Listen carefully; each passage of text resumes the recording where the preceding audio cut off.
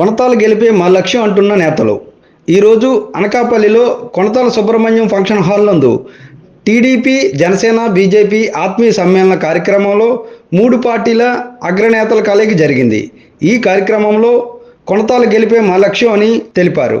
ఈ కార్యక్రమానికి బీజేపీ నాయకులు పొనగంటి అప్పారావు అధ్యక్షత వహించగా మాజీ ఎమ్మెల్యే పీలాగోవింద్ సత్యనారాయణ, మాజీ ఎమ్మెల్సీ బొద్ద నాగజగదీష్, బీజేపీ నాయకులు మాట్లాడుతూ అందరూ కలిసికట్టుగా పనిచేసి రామకృష్ణ గెలుపుకు కృషి చేస్తామని సభాముఖంగా కార్యకర్తలకు పిలుపునిచ్చారు. కొనతాల రామకృష్ణ మాట్లాడుతూ అందరూ కలిసికట్టుగా పనిచేద్దామని, కాపులకు వైసీపీ చాలా అన్యాయం చేసిందని అన్నారు.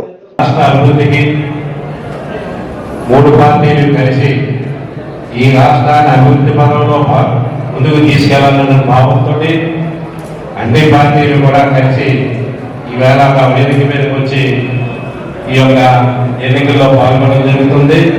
ఆ విధంగా ఈ అనకాపల్లి అసెంబ్లీ వరకు కొనతాల రామకృష్ణ గారు, అలాగే ఎంపీ అభ్యర్థి ఇంకా నిర్ణయం రావాల్సి ఉంది. వారిని కూడా మనందరం కూడా దేశ అభివృద్ధి, రాష్ట్ర అభివృద్ధికి దృష్టిలో పెట్టుకొని చిన్న చిన్న తేడాలు ఏమన్నా ఏ విధమైనటువంటి కార్యకర్తలందరూ కూడా గ్రామాల్లో ఓవర్ ఉన్నప్పుడు కూడా గతానంతా మర్చిపోయి అందరం కలిసిమెలిసి ఈ రాష్ట్ర అభివృద్ధికి మూడు పార్టీల యొక్క కార్యకర్తలందరూ కూడా సమిష్టిగా పనిచేయాలని చూస్తూ ప్రప్రదంగా ఈవేళ బీజేపీ, తెలుగుదేశం పార్టీ ఉమ్మడి అభ్యర్థి కొనతాల రామకృష్ణ గారికి, అలాగే నియోజకవర్గ ఇన్ఛార్జి పవన్ గారికి, జిల్లా పార్టీ అధ్యక్షులు, పార్లమెంట్ అధ్యక్షులు జగదీష్ గారికి, వేదికలను పెద్దలకు, విజయసాయి తెలుగుదేశం, బీజేపీ, జనసేన.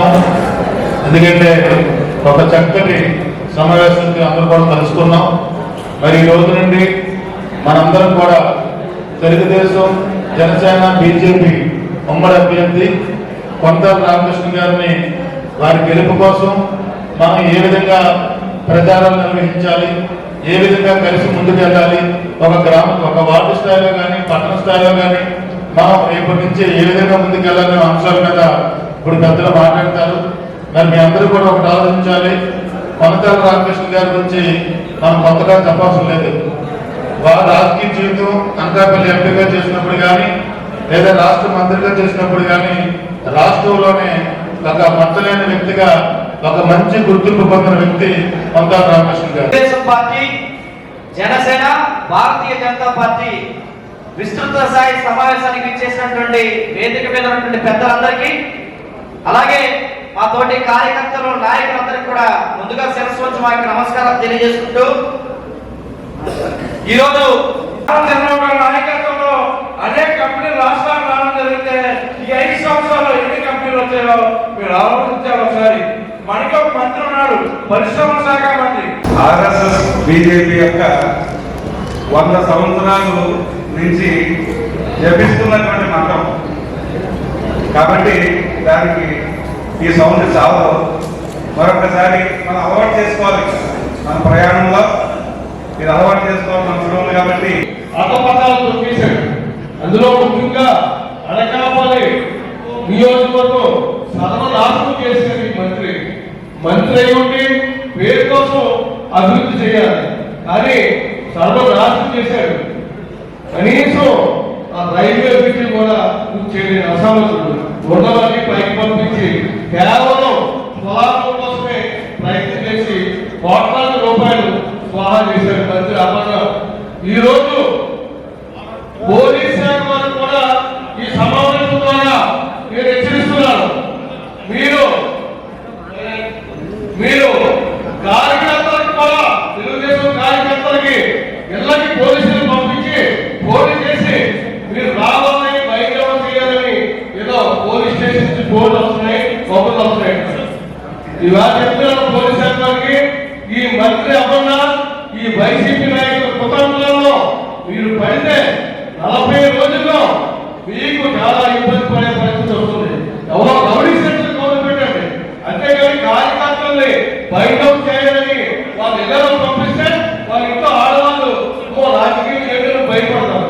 ఇటువంటి చీఫ్ ట్రిక్స్ పోలీసులు చేస్తే మాత్రం మేము ఈ పోలీస్ స్టేషన్ కొట్టడించి తగిన గొప్పలు చెప్పే పరిస్థితి ఉందని పోలీస్ శాఖ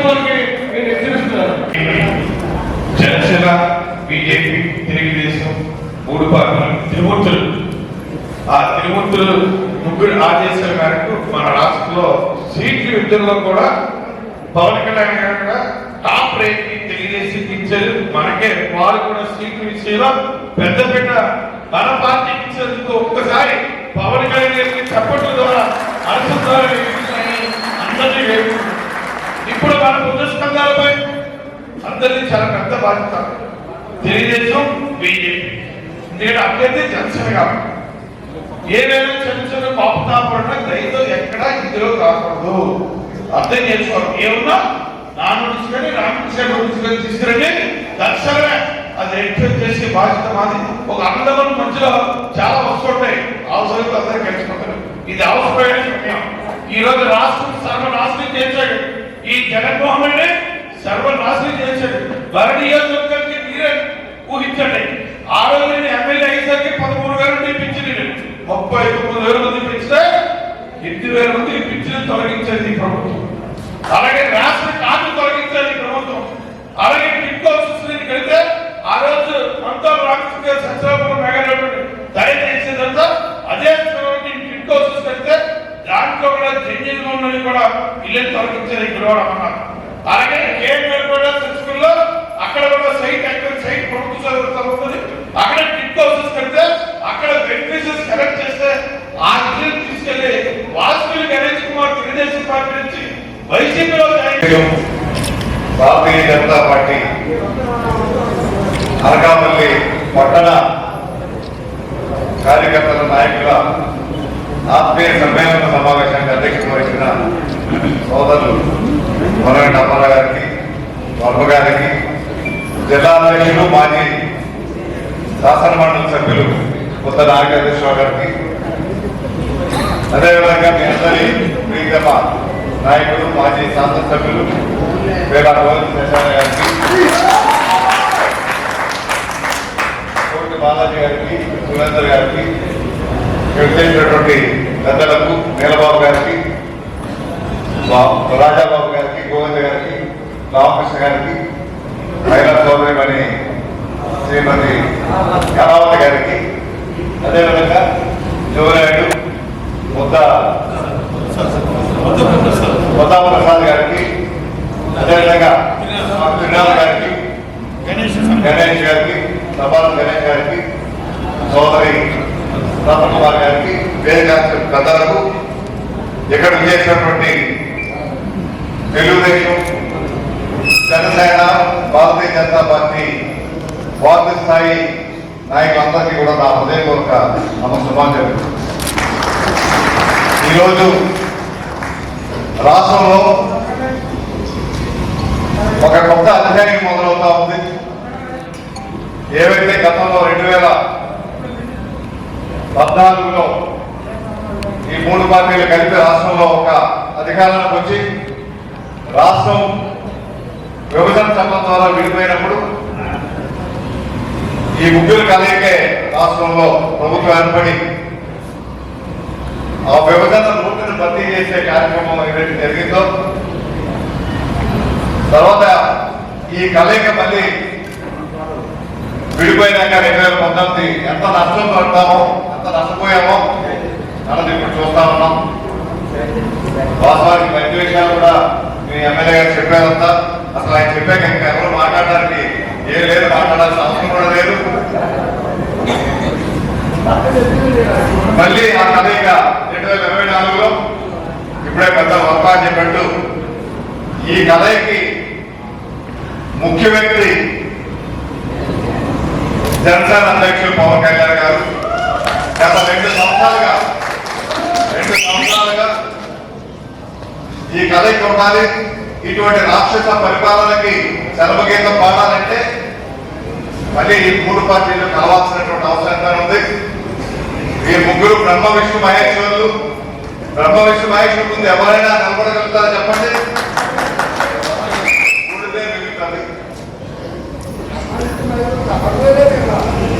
కలిశారు కాబట్టి మన రాష్ట్రానికి తిరుగులేనటువంటి భవిష్యత్తు కనిపిస్తా ఉంది. ఏ కార్యక్రమం చేయాలన్నా ఈ రాష్ట్రం మళ్ళీ పూర్వ వైభవం రావాలంటే మళ్ళీ భారతీయ జనతా పార్టీ ఉన్నటువంటి వారి అండదండలతో ఈ రాష్ట్రం ముందుకు వెళ్ళాల్సినటువంటి అవసరం ఎంతైనా ఉంది. వారి సహాయ సహకారాలు లేకపోతే రాష్ట్రంలో ఏ కార్యక్రమాలు కూడా మనం చేయలేమన్నది చరిత్ర నిరూపించింది. గత 5 సంవత్సరాల చరిత్ర. చాలా మంది అనుభవం భారతీయ జనతా పార్టీ మనకి ఎందుకు చేయలేదు కదా అని చాలా మంది చెప్పచ్చు. కానీ దానికి నేను ఒక వివరిస్తాను. అడిగితేనే నేను అమ్మాయినా పెట్టదు. ఏ రోజైనా మన ముఖ్యమంత్రి గారు వెళ్ళి మోడీ గారికి నా రాష్ట్రానికి ఇది కావాలని అడిగారు చెప్పండి. ఆయన స్వార్థ ప్రయోజనాల గురించి రాష్ట్ర భవిష్యత్తు తాకట్టు పెట్టి ఆయన కేసులు, ఆ కేసుల నుంచి బయటపడటం ఎలాగా, లేదా అత్యాచార రాజకీయాల నుంచి బయటపడటం ఎలాగా ఒకటే ఆలోచించారు తప్పితే ఏ రోజు కూడా పోలవరం ఏ రకంగా పూర్తి చేయాలి, రాష్ట్ర రాజధానిని ఏ రకంగా నిర్మించుకోవాలి, స్టీల్ ప్లాంట్ లాంటి ప్లాంట్ ఏ రకంగా మనం కాపాడుకోవాలి, ప్రైవేటీకరణ జరగొట్టాలి, ఒక వెనుకబడినటువంటి జిల్లాలైనటువంటి రాయలసీమ, ఉత్తరాంధ్ర జిల్లాలని ఏ రకంగా అభివృద్ధి పరచుకోవాలి, ఈ విషయంలో ఏనాడైనా మాట్లాడాలని చెప్పండి. ఏ రోజు లేదు. ఈ రోజు బహిరంగంగా మేము పొత్తు తెచ్చుకున్నాం. ఈ పొత్తు ఎందువల్ల కూడా స్పష్టంగా పవన్ కళ్యాణ్ గారు కానీ చంద్రబాబు నాయుడు గారు చెప్పారు. ఈ రాష్ట్ర ప్రయోజనాలు కాపాడాలంటే బీజేపీ అండదారులు ఉండాల్సినటువంటి అవసరం ఉంది కాబట్టి రాష్ట్ర ప్రయోజనాల దృష్ట్యా మేము బీజేపీతో చేతులు కేంద్రం చెప్తా ఉన్నారు. ఇప్పుడు అధికారంలో ఉన్నటువంటి పార్టీలకు జగన్ ఒప్పందాలు పెట్టుకోలేదే. దీనికి 5 సంవత్సరాలు వారు ఎందువల్ల ఢిల్లీ చుట్టూ తిరిగారు చెప్పాలండి. వాళ్ళకి గుడ్డల చేతులు వేసుకొని ఆయన చేయకుండా ఒప్పందాలు పెట్టుకోవడానికి ప్రయత్నం చేయలేదా? రాజధాని విషయంలో సాక్షాత్తు ప్రధానమంత్రి గారు వచ్చి శంకుస్థాపన వేస్తే అటువంటి రాజధానిని మార్చేస్తావా? అంటే ప్రధానమంత్రి గారికి ఇచ్చిన గౌరవం ఏంటి? ఇవన్నీ కూడా లోపల ఉంటాయి. కాకపోతే నాయకులు కొన్ని విషయాలు బయటపడలేదు, చెప్పలేదు.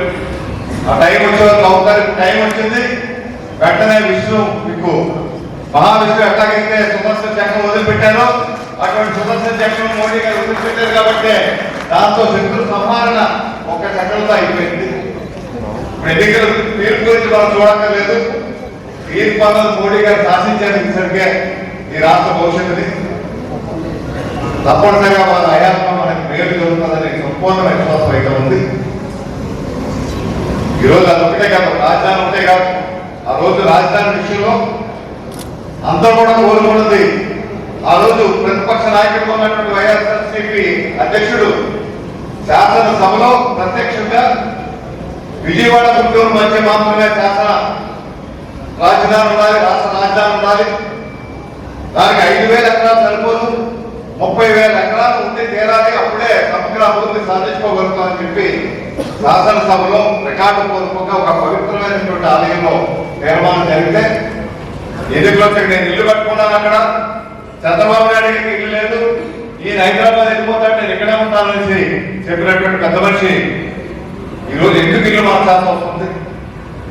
నిజంగా మన మీద ఉత్తరాంధ్ర మీద ఆయన ప్రేమ ఉంటుంటే ఆ రోజే శాసనసభలో నేను దీనికి వ్యతిరేకిస్తున్నాను, మీరు విశాఖపట్నంలో పెట్టాలని ఆ చెప్పే దమ్ము ధైర్యం అందులో ఎందుకు లేదు జగన్మోహన్ రెడ్డి గారికి?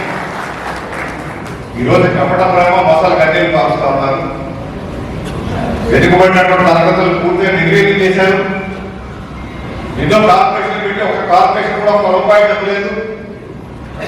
అదేవిధంగా మీకు చూసాం కాపుల గురించి ఏ రకంగా కార్యక్రమం చేశారో.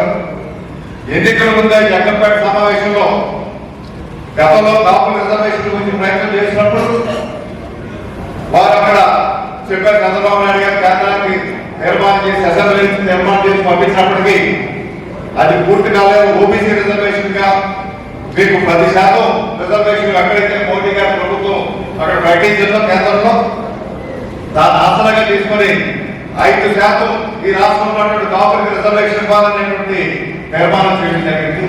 అమలు చేసే ప్రక్రియ చేస్తే ఈయన 5% ఎందుకు అమలు చేయలేదు చెప్పండి. ఈరోజు నిజంగా ఈ కాపుల మీద ప్రేమ ఉంటే ఆ 5% ఎందుకు రిజర్వేషన్ చేయలేదు?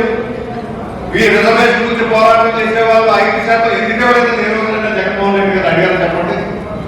మంత్రులు చేశారని చాలా మంది. ఆ రోజు రాజశేఖర రెడ్డి గారు అధికారం ఉన్నప్పుడు మొట్టమొదటిసారిగా తూర్పు కాపులకు బీసీ రిజర్వేషన్ ఉండాలని మన జిల్లాలో ఉన్నటువంటి కాపులు కూడా బీసీ రిజర్వేషన్ ఇచ్చింది. ఆ టైంలో మొదలు పెట్టాం. కేంద్రం రాష్ట్రం నుంచి మౌలిక ఆదేశాలు ఇప్పించడం జరిగింది. ఆ తర్వాత వచ్చిన వాళ్ళు శాసనసభ్యులు అందరూ కూడా దాంట్లో పైకి చేశారు, ఇప్పించే కార్యక్రమం జరిగింది. ఈరోజు గొప్పలు చెప్పుకుంటా ఉన్నారు. మరి మన సభలో 1 ఎకరానికి ఇచ్చినట్టున్నారు. అది మిగిలి కట్టాలని చంద్రబాబు నాయుడు గారికి ఒక టైం వస్తే 10 లక్షలతో మంజూరు చేశారు. ఒక ఇంటికి కూడా వేయలేదు దాని మీద. తెలుగుదేశం హయాంలో అయితే 4,000 కోట్ల రూపాయలు మంజూరు చేస్తే వీళ్ళు 5 సంవత్సరాల్లో 2,000 కోట్ల రూపాయలు కూడా మంజూరు చేయలేదు ఈ గొప్ప సంక్షేమానికి. ఈరోజు గొప్పలు చెప్తా ఉన్నారు. అది ఒకటే కాదు, ఏ అభివృద్ధి కార్యక్రమంలో కూడా ప్రజలకి మేలైనటువంటి సేవ చేయలేదు. రైతు భరోసా అని చెప్పి కేంద్రం నుంచి ప్రధానమంత్రి గారు అనౌన్స్ చేసి వారు 7,000 రూపాయలు 6,000 రూపాయలు ఇస్తే ఈయన 13,000 రూపాయలు ఇస్తానని చెప్పి వాళ్ళందరూ ఏమనుకున్నారు, 6,000 + 13,000 మొత్తం 14,000 ఎంత అవుతుంది. ఆయన 6,000 మొత్తం 18,000 ఓకేనా ఆయన ఇస్తానని ప్రకటించారు. కానీ ఇప్పుడైతే కేంద్రం 6,000 ఇస్తే దానికి తోడుగా ఇంకొక 2,500 పెంచి వారు ఇచ్చారు తప్పితే పూర్తి స్థాయిలో అమలు చేసే కార్యక్రమం తెలియదు. బోర్డు పట్టి ఈయన ముఖ్యమంత్రి గారు బోర్డు ఉంటారు కానీ మోడీ గారు పోమంటుంది అక్కడ. ఈ రాష్ట్రంలో దేశవ్యాప్తంగా గత 5 సంవత్సరాలుగా సామాన్య ప్రజలకి రేషన్ కార్డు మీద వచ్చే బియ్యం ఉచితంగా కేంద్రం నుంచి చూస్తే నిరుపేదలకి అది నేనే ఇచ్చారని మొబైల్ చెప్తున్న కార్యక్రమం చేస్తూ ఉన్నారు. అంటే పులిని చూసి నక్కలు వాతలు పెట్టుకునేటువంటి విధంగా ఆ కార్యక్రమం జరుగుతున్నాయి.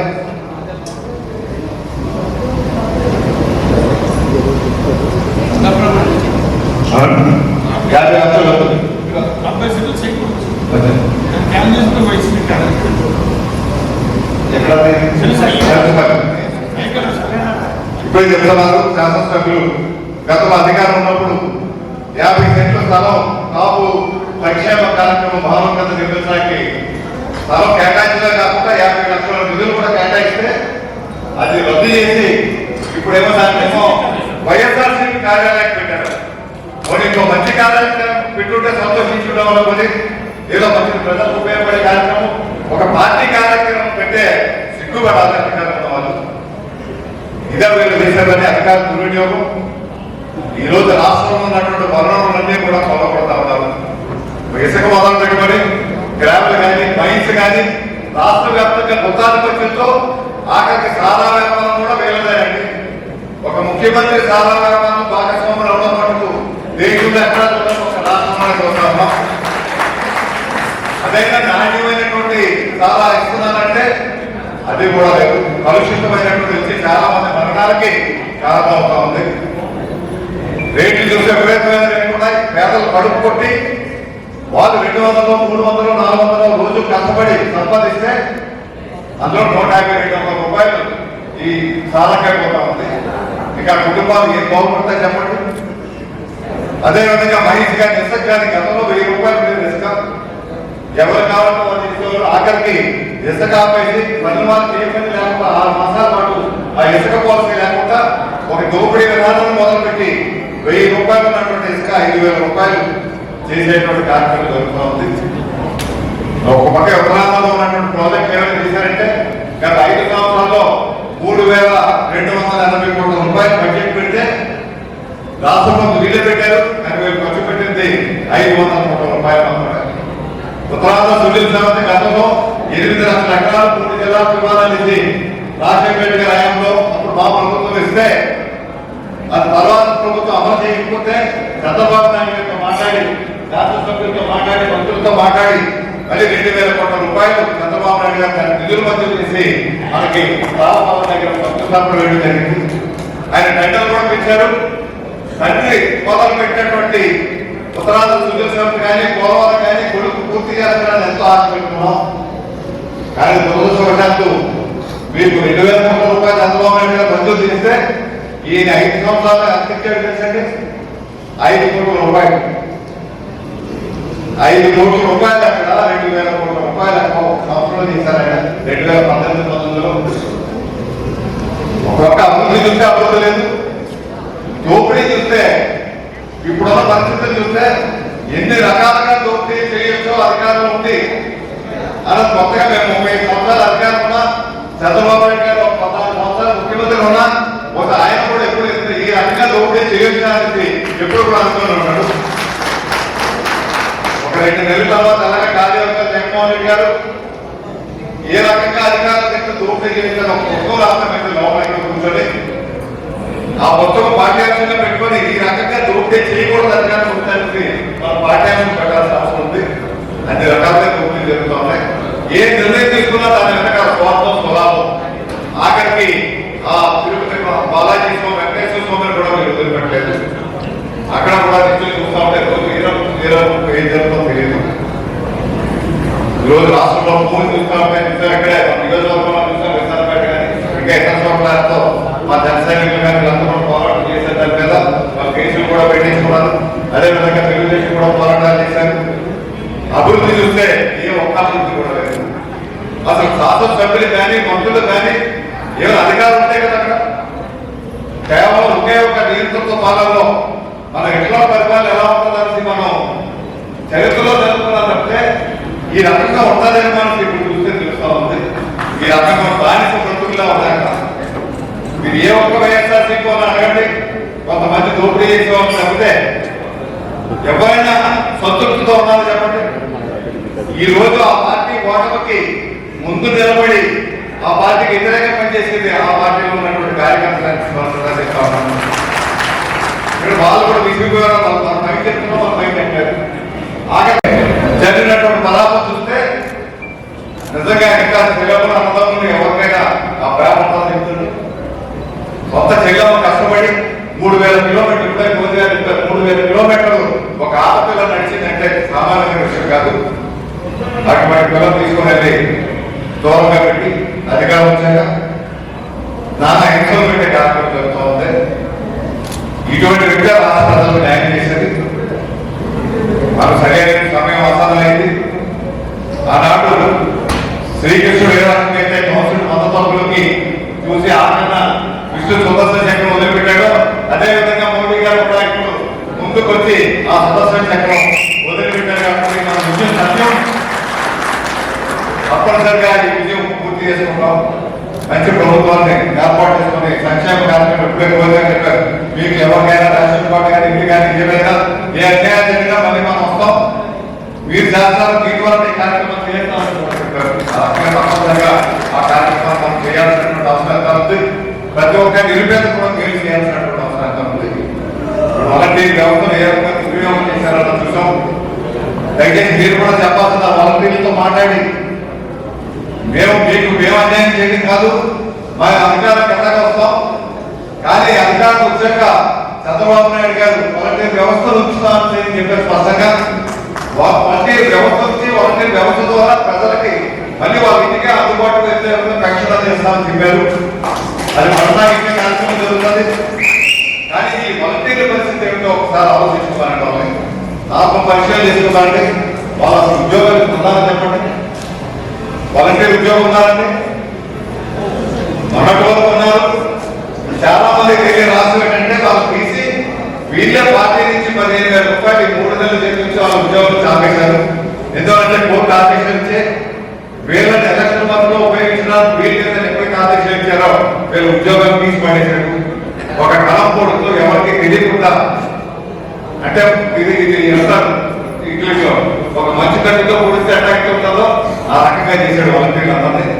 రేపు మనం వేసుకోవాలన్నా వాళ్ళు కూర్చులో ఉన్నారు, వాళ్ళు చిన్నాల్లో లేదు, వాళ్ళు ఎక్కడ ఈ రకంగా వాళ్ళే అన్యాయం చేశాడు. తమ పార్టీ స్వార్థ ప్రయోజనాలను ఉపయోగించుకోవడానికి వాళ్ళ జీవితాలు బలి చేసే కార్యక్రమం ఈజీగా చేశాడు. వాళ్ళు ఏమో మనం ఎదురు తీసేస్తామని భయపడ్డారు, కానీ మనం ఆ పని చేయక్కర్లేకుండా ఆయన ముందే ఎన్నికల ముందే ఆ పని చేశాడు. అది తెలుసుకోవాల్సినటువంటి అవసరం వాలంటీర్స్. అందుకే దయచేసి వాళ్ళు జాగ్రత్తగా ఉండమని చెప్పండి. మీరు ఇటువంటి రాజకీయాల్లో కానీ ఈ పార్టీ కార్యక్రమం రాజ్యంలో దూరంగా ఉంటే ఏమైనా భవిష్యత్తు ఉంటుంది, లేదంటే ఎవరు ఏం చేయలేనటువంటి పరిస్థితి అనేసి తెలియపరచాల్సిన అవసరం ఉంది. మనకు ఉన్నటువంటి ఎన్నికల్లో మన 3 పార్టీలు కలయిక ఏదైతే ఉందో ఈ 3 పార్టీలు కలయిక ప్రజల్లో తీసుకోవడానికి కాకుండా మన బూత్ కమిటీలు ఏ రకంగా వేసుకుందాం అనుకున్నామో, ఎవరికి ఇటువంటి మన మీటింగ్ లో ఉన్న టీడీపీ నియోజకవర్గ విస్తృత సమావేశంలో మాట్లాడుకున్నాం.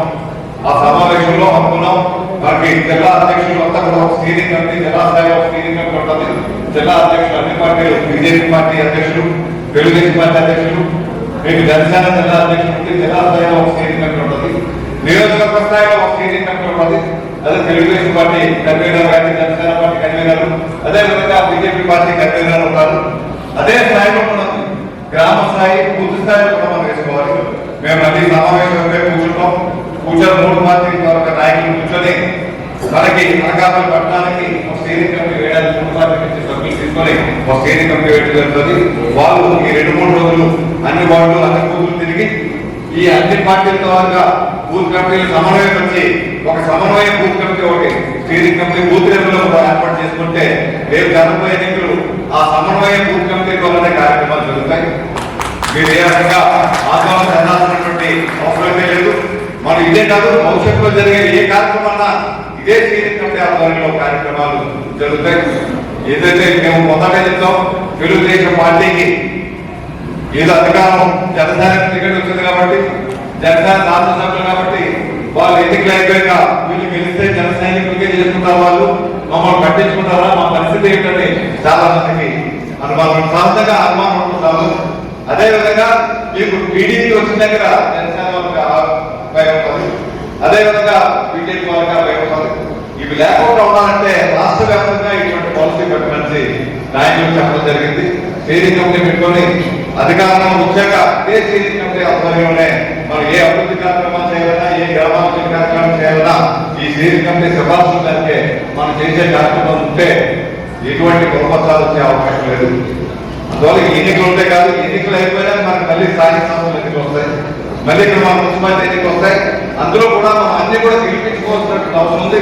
ఈ పొత్తు ఇదే విధంగా కొనసాగాల్సినటువంటి అవసరం ఉంది. ఆ రకంగా కొనసాగినప్పుడే మనం పూర్తి స్థాయిలో మీకు రాష్ట్ర స్థాయి నుంచి, కేంద్ర స్థాయి నుంచి మోడీ గారు ప్రధానమంత్రిగా రాష్ట్రంలో మళ్ళీ తెలుగుదేశం పార్టీ పొత్తు భాగస్వాములై, అదేవిధంగా పెద్ద జిల్లా పరిషత్తులు కానీ, మున్సిపాలిటీలు కానీ, మండలాలు కానీ అన్ని కూడా పూర్తిగా మన పొత్తు భాగస్వాములే అధికారంలోకి వచ్చే విధంగా కార్యక్రమాలు రూపొందించుకున్నప్పుడే గ్రామ స్థాయిలో కూడా మన సిద్ధాంతాలు తీసుకెళ్ళగలుగుతాం. మన ప్రతిఫలాలు ప్రజలకి తీసుకెళ్లేటువంటి అవకాశం ఉండే విధంగా మన కార్యక్రమాన్ని రూపొందించుకోవాలి. దయచేసి ఈ కమిటీలన్నీ కూడా, సమన్వయ కమిటీలన్నీ కూడా అయిపోయినాక మీరు మీ మండలాలకు, మీ వార్డులకు ఎవరైతే తిరుగుతారో తిరిగి సమన్వయ కమిటీ వారు ఎంతనే కూర్చోబెట్టి ఎక్కడైనా చిన్న పేద అభిప్రాయం ఉంటే వారంతా కూడా మాట్లాడి మా నాయకులు చెప్పారు, మేము కూడా చెప్తున్నాం, మీకు సింహభాగం తప్పనిసరిగా తెలుగుదేశం వాళ్ళు ఎన్నికలు జరిపించే ప్రక్రియ కూడా మీరే జరిపించండి. తెలుగుదేశం పార్టీ ఆఫీస్కి జిల్లా ఆఫీస్కి వెళ్ళారు, అక్కడ నియోజకవర్గ ఆఫీస్కి వెళ్ళారు, చాలా చక్కనైనటువంటి కార్యక్రమాలు చేశారు. ఈ ఒక్క నియోజకవర్గంలోనే దొంగోట్లు ఎంత ఉందని చూసంటే 18,000 నుంచి 20,000 దొంగోట్లు ఈ ఒక్క నియోజకవర్గం, అంటే 10% మంది అది తప్పుడు ఓట్లు నమోదు చేసి ఆ దొంగ ఓట్ల ద్వారా అధికారం పొందడానికి మనం పెట్టుకుని వైరస్లో చూసాం. 30,000 ఓట్లు ఐడెంటిటీ కార్డులు కొత్తగా అర్ధరాత్రి సృష్టించి దొంగ ఓట్లు వేసి గెలిచారు. అంటే సుప్రీంకోర్టు కూడా సుప్రీంకోర్టు వెళ్ళి ఆదేశాలు తీసుకొచ్చి అధికారులు సస్పెండ్ చేశారు. ఇక్కడ కూడా చక్కని కార్యక్రమాలు చూసుకొని మంచి కార్యక్రమాలు చంద్రబాబు నాయుడు గారు మీ పార్టీకి ఇచ్చారు. ఈ ఓటు వెరిఫికేషన్ సిస్టమ్ కానీ, ప్రతి ఇంటికి వెళ్ళి తిరిగే కార్యక్రమం కానీ చాలా మంచి కార్యక్రమాలు చేశారు. దానివల్ల నిర్దిష్టంగా ప్రతి బూత్ లెవెల్లో ప్రతి 60 మందికో 100 మందికో ఒక ప్రతినిధిని ఏర్పాటు చేసుకుని ఆ ప్రతినిధి కూడా వారికి ఓటు అందించారు. వారు ఆపరేట్ చేసే విధంగా మంచి కార్యక్రమం జరిగింది. ఇటువంటి కార్యక్రమం ఇదే కార్యక్రమాన్ని కొనసాగిస్తాం అని నేను వాళ్ళతో కూడా చెప్పాను. ఇందులో వేరే విభేదం లేదు. మీరు ఎవరైతే ఉన్నారో కమిటీ, బూత్ కమిటీ సభ్యులు అదే బూత్ కమిటీ సభ్యులతో ముందుకెళ్తాం. మీతో పాటు జన సైనికులు, బీజేపీ వాళ్ళు కూడా కొంతమందిని అటాచ్ చేస్తాం. అంటే బీజేపీ కూడా అనుకున్నటువంటి పార్టీ అనుకోండి, మనందరికీ పెద్దన్న మరి బీజేపీ అయితే మన రాష్ట్రంలో పెద్దన్న తెలుగుదేశం పార్టీ చంద్రబాబు నాయుడు గారు.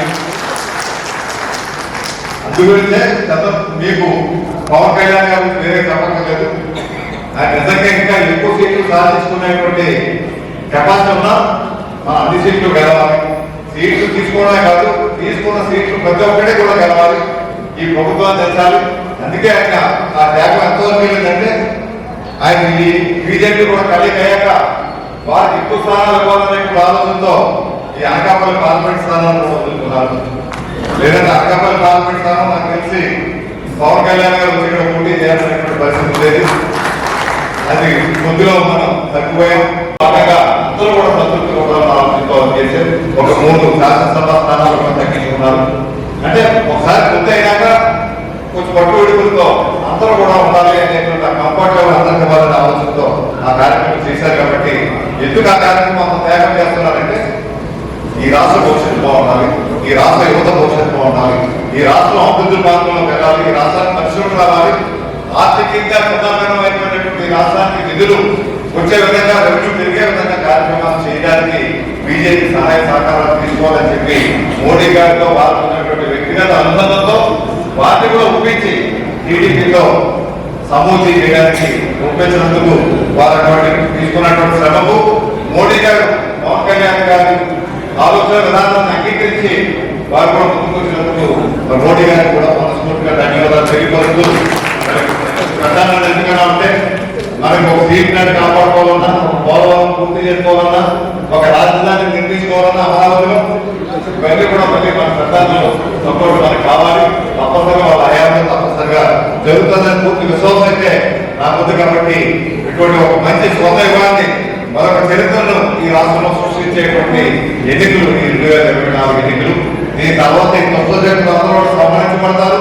తర్వాత ప్రశాంతంగా ఒక రామరాజ్యంగా ఈ రాష్ట్రాన్ని ముందుకు తీసుకెళ్ళడానికి మోడీ గారు సహాయ సహకారాలు అందిస్తారని తెలుపుతూ ఈ అవకాశం మీ అందరికీ మరొకసారి హృదయపూర్వక ధన్యవాదాలు. ఇక్కడైతే మీ పార్టీలో కృష్ణాంజలు మన నాగరిక మన గారు వీళ్ళందరూ కలిపి ఒక రథం ఆడతారు, ఒక బాణాలు వేయాలి. నేనైతే చెప్పాను, నేను శాసనసభ్యుడు ఉన్నప్పటికీ ఇక్కడ ఉన్న కార్యక్రమాలు మళ్ళీ తెలుగుదేశం పార్టీ మీ ఆధ్వర్యంలో ఉంటే మా జనసేన గారిని బీజేపీ గారిని కలిసి పెడుతుంది. ఏవైతే కార్యక్రమాలు మొదలు పెట్టిన కార్యక్రమాలు పూర్తి చేయాలి. గతంలో కూడా నేను ఎందుకు అభినందిస్తున్నా అంటే గోవింద గారిని గతంలో మెగాలయంలో 4,000 ఇళ్ళు కంపెనీలో ఎన్నో గవర్నమెంట్ ఉంటారు. ఆ తర్వాత వచ్చినటువంటి వాళ్ళు ఆఫీసర్ పూర్తి చేయలేదు. అతను దాని తర్వాత చంద్రబాబు నాయుడు గారు కంటిన్యూ చేశారు. గొప్ప విషయం ఏంటంటే రాజశేఖర రెడ్డి గారికి చంద్రబాబు నాయుడు గారికి ఆయన చేసిన పని ఏం పూర్తి చేశాడు, ఈ మొదలు పెట్టినటువంటి పని ఆయన పూర్తి చేశాడు. అలా ఉండాలి నాయకులు అంటే. అందుకే ఇప్పుడు కూడా చెప్పుకున్నాం ఇద్దరు నాయకులు తెలిసి ఇదే విధంగా ఇంకా ఇక్కడ ఎక్కువ అవసరం పెట్టి 4,000 ఇల్లు కాకుండా ఇక్కడ శంకరం దగ్గర కట్టినటువంటి ఇల్లు ఏవైతే మా టైంలో పెట్టామో అన్ని బిల్డింగ్ పూర్తి అయిపోయినాయి. దానికి కరెంట్ కనెక్షన్ వచ్చి రోడ్లు వేయకుండా నిర్దాక్షిణ్యంగా కాంగ్రెస్ ప్రభుత్వం కూడా పొరపాటు చేసింది. ఆ తర్వాత వచ్చిన అందరూ కూడా పొరపాటు చేశారు. దాన్ని ప్రారంభించే కార్యక్రమాన్ని అది పూర్తి చేశారు. సాధ్యమైన డబ్బు అన్ని కార్యక్రమాలు చేశారు. ఏదైతే మన స్టేషన్ రోడ్డు ఉన్నటువంటి ఏదైతే ఏరియాలో మధ్యలో ఆగిపోయిందో అది తప్పనిసరిగా అత్యంత ప్రాధాన్యత పూర్తి చేయాల్సిన అవసరం ఉంది. ఈరోజు ఈసారి అనకాపల్లికి ఈ వైపు వచ్చిందంటే ఆ రోజు మెయిన్ రోడ్డు విషయంలో చాలా మంది వ్యతిరేకించారు. ఈ కార్యక్రమంలో టీడీపీ, జనసేన, బీజేపీ నాయకులు, కార్యకర్తలు, అభిమానులు పెద్ద ఎత్తున పాల్గొన్నారు.